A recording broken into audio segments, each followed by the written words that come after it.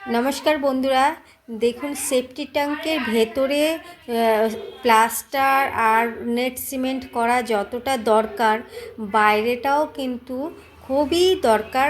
Safety ট্যাঙ্কের বাইরেটাও plaster করা আর net cement করা, কারণ যতটা ভেতরেও ইম্পর্টেন্ট, বাইরেটাও ওরকমই দরকার থাকে। কারণ এটা হচ্ছে সেফটি ট্যাঙ্ক, এটা আমরা একবারই করতে পারি, আর কোনোভাবে এটা লিক যাতে না হয় তার জন্যে বাইরেটা প্লাস্টার করা আর নেট সিমেন্ট করাটা খুবই জরুরি।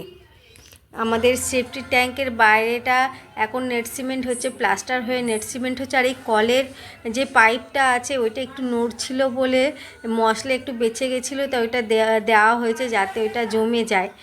আর এই কলটা আমাদের পাম্প সিস্টেম করে নিয়েছি, তো আমরা যখন ওখানে শিফট হয়ে যাব তখন ওটা আমরা চালাতে পারবো ভালো করে।